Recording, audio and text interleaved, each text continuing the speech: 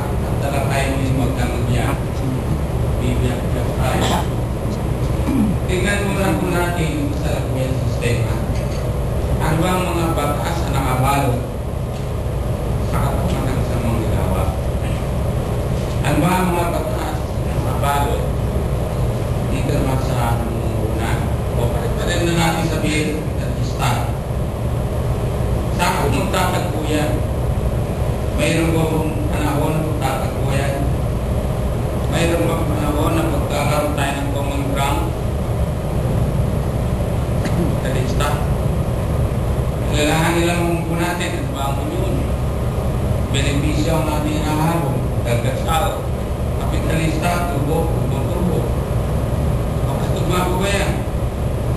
Kailan magkakaroon ng pagkakataon kung meron man na itong dalawang interest dito ay magsasama? Diba? So, kung tignan natin. So, binabangga natin din dito ay yung kasalukuyang sistema.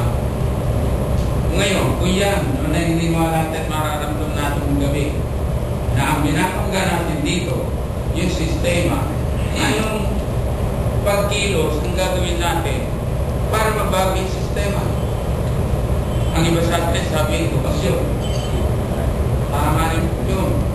Pero anong appropriate education ang ililikha natin? Ilaw pagtuturo sa mga bata. Isa bang edukasyon na ang paglilingkuran ay ibang bayan, ibang bansa? Isa bang edukasyon na ang paglilingkuran ay ang bayan muna natin? Alin doon? Isa makamanggagawang edukasyon na ang iniyaangan sa pinistal ay manggagawa, imbis na ang kapitalista. Nabanggit din ang kasama natin dito. Yung resesyon. Tama po, ito lang. Sinabi na ito sa amin. Mayroong overproduction, walang pamilya tao. Ilan ba sinasabi natin yung gla? May ganang yung gla. Maraming produkto, wala tayong produkto. So, nagkakaroon ng surplus.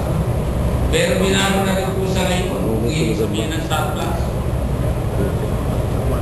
Ang surplus, mga junk. Ang surplus po, bago yan, sa dating termino ng mga ekonomista, overproduction, bagong item. Ngayon na surplus po yung mga galing sa ako ng sirang pyesa. Kaya hindi sa nabanggit din natin kasamang na hanggat hindi tayo nagpo-produce, mananatili tayo dito sa sariling sistema umiiral. Papayagan pa tayo ng mga advanced country na maging producing country? Hindi. Sapagkat ilang taon na yan, yan ang sinaksak sa akin ng Amerika. Maging service consumer society tayo, tagamili lang. Hindi tayo mag-produce. Basta nag-produce tayo, hindi ang magkawag ng gera. Kasi yung advanced country, marami na sila produkto eh. Nagkakaroon ng glat niya, lalo yung pambiliin tao nila. So mag-create ng market. At yun ang negosyo ng Amerika.